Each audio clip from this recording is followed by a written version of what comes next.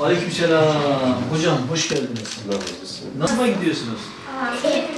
Altın sınıf mısınız? Evet. Maşallah. Ne olacaksın? Ben büyüyünce mi? Evet. Doktor olmayı düşünüyorum. Genel cerrahlık çok büyük bir şey ama çok istiyorum. Bence Doktor olmak, çok, hayat yani kurtarmak. sen eğer şimdiden böyle bir hedef koymuşsan, hedef tamam mı? İnşallah. Başarılar diliyorum. Topladığımız Filistin için para topladınız öyle mi? Evet. Onu bize getirdiniz. Bizden de Filistin'e bu paraları ulaştırmamızı istiyorsunuz. Doğru mu? Evet. Peki. Muhtemelen harçlıklarınızdan ayırdınız, artırdınız veya biriktirdiniz.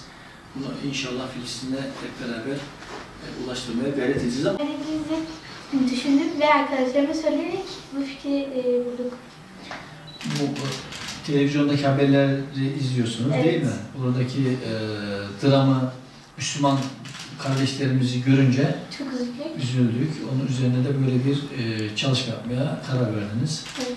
Öncelikle sizlere çok teşekkür ediyorum. Allah razı olsun. Çok güzel yüreğiniz var.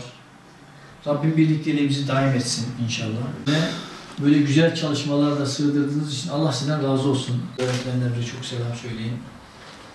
Bizler bu topladığınız harçlıkları Ağrı'daki bir vakfımız kanalıyla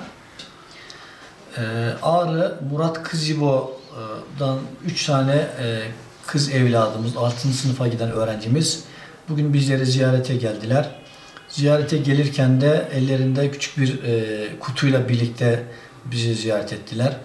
Bu kutunun hikayesi nedir, niçin bizi ziyarete geldiniz diye sorduğumuzda Filistin'deki kardeşlerimize yardım etmek adına harçlıklarından para biriktirmişler ve bunu bize teslim ederek Filistin'e ulaştırmamızı istiyorlar. Oradaki kardeşlerimize bir nebze yardım etmek istiyorlar.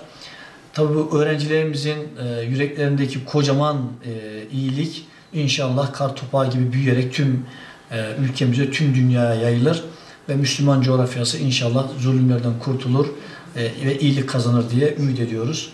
Ben bu öğrencilerimizin güzel duygularından dolayı kendilerini, ailelerini ve öğretmenlerine çok teşekkür ediyorum, tebrik ediyorum. Allah onlardan razı olsun.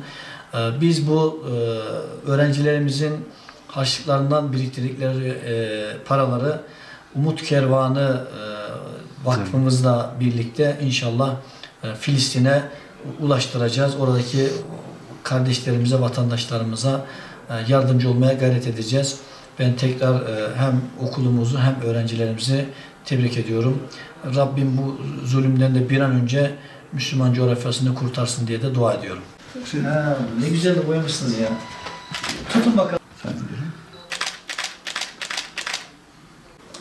Evet, Sana biz artık teslim ettik yani. Eyvallah. Ve böyle koca yürekli diyelim kızlarımızı tebrik ediyoruz. Gerçekten hem aileleri hem kendileri bu konuda demek ki böyle duyarlı kişiler, çocuklar bu yaşta böyle yetiştirilmişse onları tebrik etmek gerekiyor. Malum dünyanın gözü önünde bir vahşet yaşanıyor. Bu vahşete de bu koca yürekli kızlarımız duyarsız kalmamışlar. Böyle bir harçlıklarını biriktirmişler. Bunları getirdiler Milli Eğitim Müdürümüzün yanında. Umut Kervanı Ağrı Şubemize teslim ettiler. İnşallah Umut Kervanımızla vakfımız Gazze'ye bu yardımları inşallah bir an önce ulaştırır. Oradaki çocuklarımızın diyelim, oradaki insanlarımızın acısına bir nebze de olsun katkı sağlamış olur diyelim.